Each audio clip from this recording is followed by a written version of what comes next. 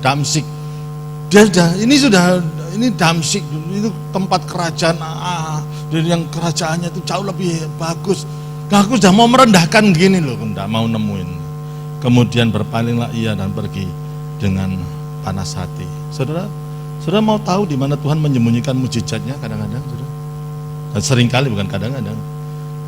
Tuhan menyembunyikan mujizatnya di tempat yang rendah. Maksudnya di tempat di mana kita hanya dapat meraihnya jika kita hidup dalam kerendahan hati. Pada waktu kita hidup dalam kerendahan hati, di situ kita ngalamin mujizat Tuhan. Yang membuat perintah Tuhan sukar itu adalah kesombongan kita. Saudara, nyemplung di sungai Yordan. Saya pernah baptis orang di sungai Yordan. Memang tidak sebersih yang saudara pikirkan. Wah, banyak ikannya, saudara. Waktu baptis, waduh ikannya bisa gitu, saudara. Gitu. Dan memang tidak sebersih yang kita pikirkan, saudara. Tapi cuma nyemplung aja loh. Apa susahnya? Itu apa susahnya? Cuma nyemplung itu. Tapi pride membuat nyemplung di sungai Yordan itu adalah hal yang sangat sulit. Sangat sulit sekali. Karena apa? Pride. Loh, aku ini jenderal. Aku ini bisa mandi di istana, bisa. Loh, Nabi nemuin aku aja nggak mau. Nyuruh aku pergi ke sungai Yordan. Ya mbok dilihat sungai Yordan sama sungai dia Parpar itu di Damsyik itu bersih mana.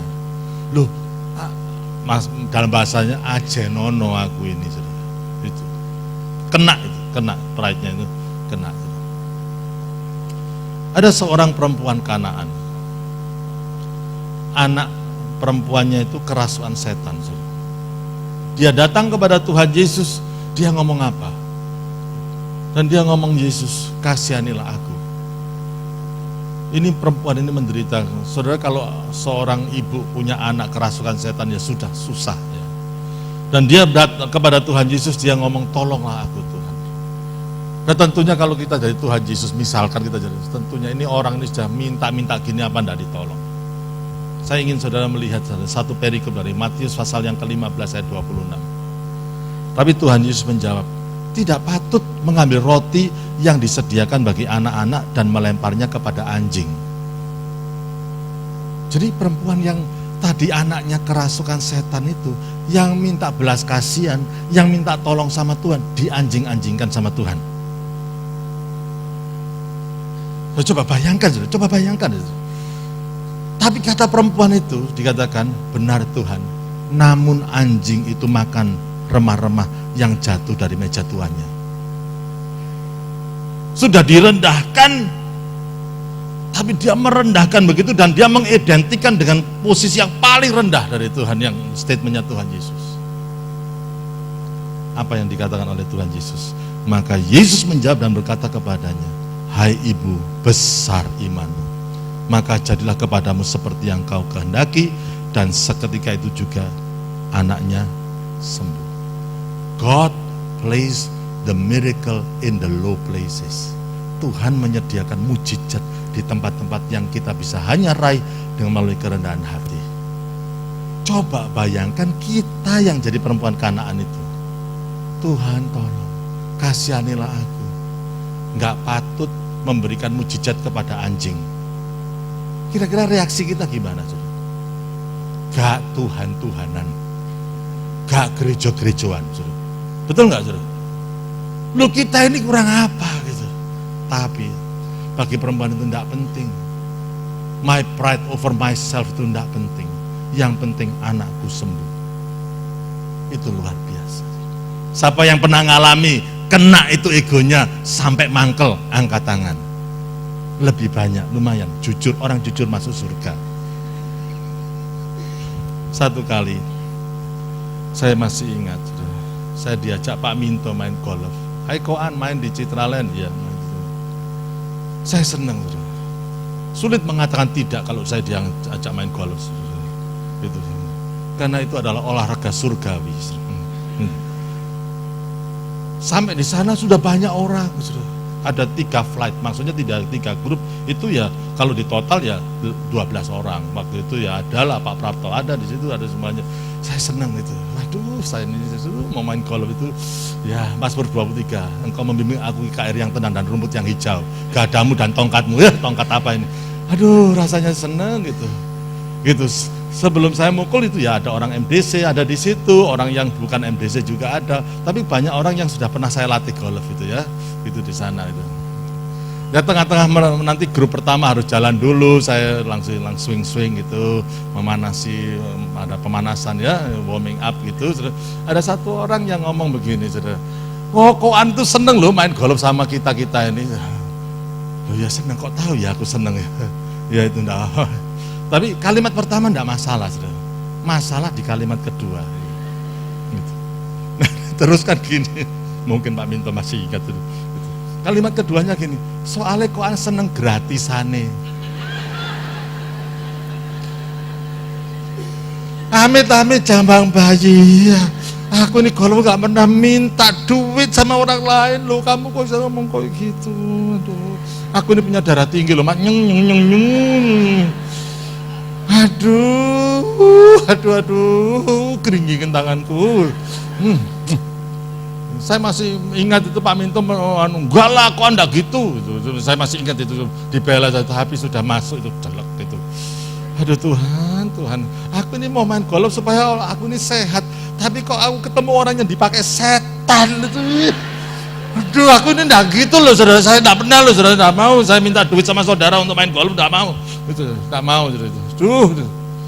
Tapi yang tidak saya sadari itu bukan dipakai setan, itu dipakai Tuhan untuk memunculkan my ego. Ternyata kenapa aku harus marah gitu? Kalau aku enggak begitu ya kenapa aku harus marah?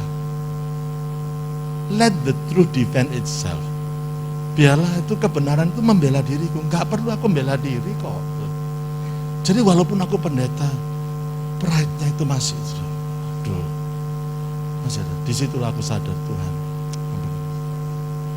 Tadinya itu aduh aku ini kamu susah tak doa no gitu ya toh, kok bisa ngomong gitu. Nek kamu sih bayari aku enggak masalah, kamu enggak bayari aku itu ya sudah enggak gitu. Tapi I love him sampai sekarang ya, aku ya sayang sama dia. Karena apa? Tuhan itu waktu itu Tuhan berurusan dengan aku tuh. Haleluya. Siapa yang pernah kena gitu angkat tangan, ayo. Oh tambah jujur saudara, masuk surga orang jujur. Satu kali anak-anak masih kecil tak ajarin golf. Kalau orang lain tak ajari golf saudara ya, itu saya ajari dengan sungguh-sungguh. Apalagi anak-anak saya, gitu. Tak ajari golf. Saudara.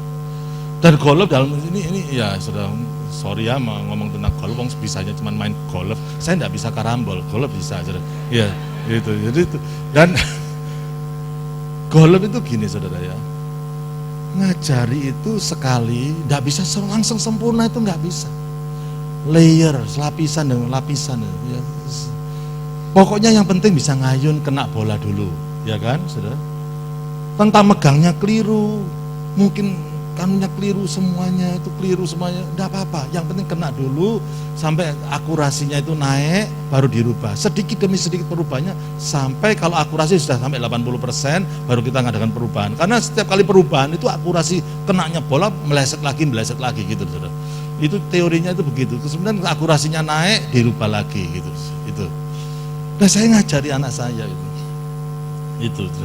Ngajari anak saya, terus kemudian itu nggak tahu hari itu anak saya itu bisa ngomong, setelah saya ajarin dan kemudian dia ngomong, ya hari ini papa mau ngerubah gripmu, cara megangmu itu agak salah. Ya dia ngomong, lo kok enggak dari dulu dibenakno pak, kok baru sekarang dibenakno? Loh itu enggak masalah, saya jelaskan dulu. Golf itu enggak bisa semuanya sempurna, tak biarlah begitu salah, tapi nanti dibetulin sedikit demi sedikit gitu. Kalimat pertama itu tidak menyakitkan, kalimat kedua masalah saudara. Ngomongnya gini saudara, nek ndak bisa ngajar ojo ngajar.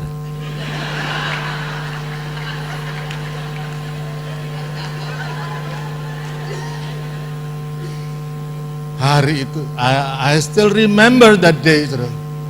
Apa yang terjadi? Kayak Hulk gitu. Dalam hatiku, orang minta diajari golf sama aku appointment, kamu tak ajari, I give you the best, kamu ngomong nek ndak bisa ngajari, gak usah ngajar. Itu I cannot hold it anymore. Itu kena betul. Dan meletus pada hari itu, sore itu, gunung namanya Gunung Andreas.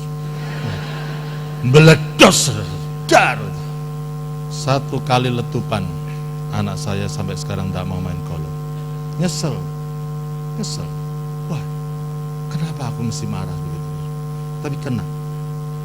Siapa yang pernah mengalami kayak saya gini? Angkat tangannya. Wah, lebih banyak lagi orang jujur masuk surga. Yes, it hurt me so much. Saya pikir itu anak saya dipakai setan, itu kerasukan setan. Tapi itu kerasukan Roh Kudus. It revealed the real of me. Itu, saudara. Dari situ saya belajar banyak. Untuk betul-betul melihat itu semua. Dan Naaman itu ya kena gitu. Tapi pada waktu dia ngomong, semuanya jadi sulit, saudara. Kalau ada pride-nya. Setiap orang itu harus mengalami, biarlah ego kita makin berkurang-kurang dan Kristus makin bertambah-tambah. Sudah mau keluarga bahagia, biarlah engkau egomu makin berkurang-kurang dan Kristus makin bertambah-tambah. Engkau akan menjadi suami yang luar biasa. Kalau jadi istri yang luar biasa, biarlah egomu berkurang-kurang dan Kristus makin bertambah-tambah. Dan pada waktu it happened dalam kehidupan seorang bernama Naaman, dia mau merendahkan sampai di titik yang paling rendah, saudara. Sungai yang paling kotor dari negara yang dikalahkan sama kerajaan Aram, yang paling hina, saudara. Dia turun. Loh iya kalau sembuh. Kalau tidak sembuh, it will look very stupid, betul tidak, saudara? Lu disuruh siapa? Nabi modelnya gimana? Tidak tahu. Yang keluar cuman pembantunya ya. Loh, lah. Aduh, jaja henpen. Ngerti enggak?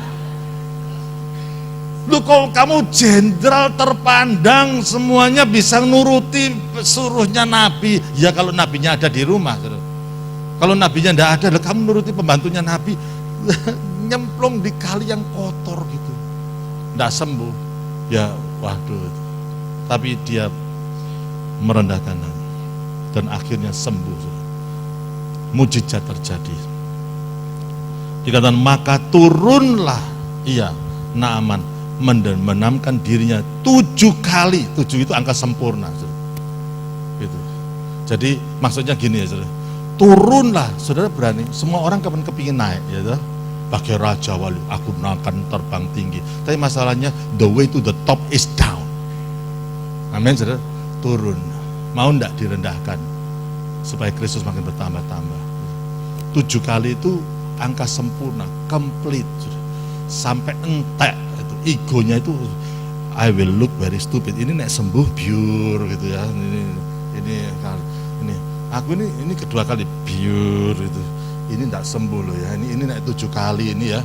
Nek enggak sembuh sungguhan aku betul-betul bukan hanya stupid, full stupid. Stupid Paul. Pure lagi. Sampai 7 kali itu sempurna, sudah betul-betul sempurna.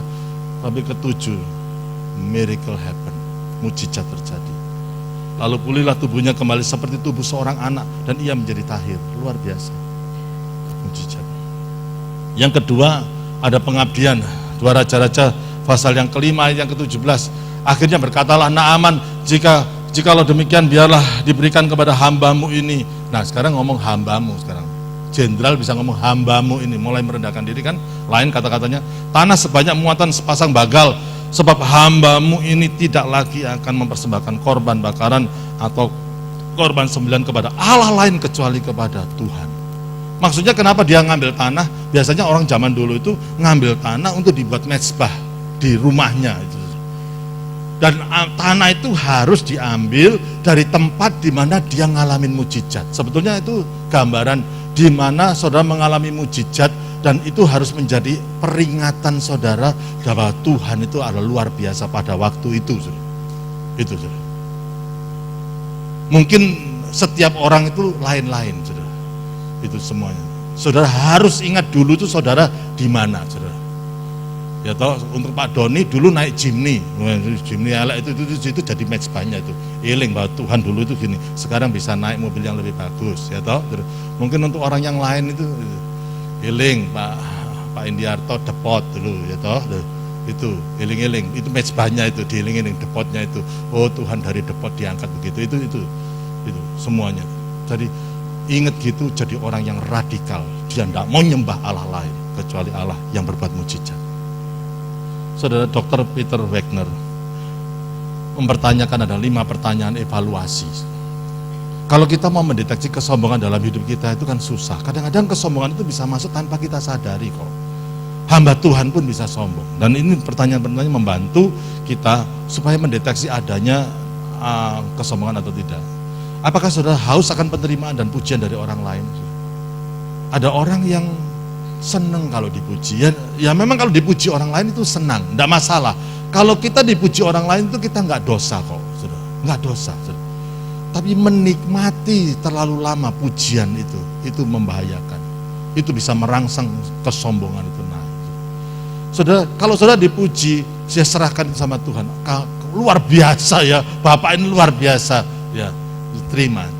Jangan bilang, enggak, saya bukan dulu, enggak, bukan begitu, saudara. Enggak, itu bisa sombong juga itu dalam arti yang lain. Ya puji Tuhan itu. Setelah orang itu enggak ada, Tuhan, orang ini ngomong aku luar biasa. Sebetulnya aku ini biasa-biasa kok. Engkau yang membuat aku luar biasa. Kemuliaan bagi namamu. Gitu. Do not enjoy the praise of the other person too long. Jangan menikmati pujian dari orang lain itu terlalu lama. Karena apa? Kalau kita enjoy terlalu lama, it can become addictive. Bisa jadi jadi nyandu. Saudara bisa kecanduan itu sehingga ya Pak. Gimana? Terus itu bahaya. Apakah saudara terus menumpuk pujian kepada diri sendiri atas perbuatan baik yang saudara telah lakukan? Ini keeping the score terus.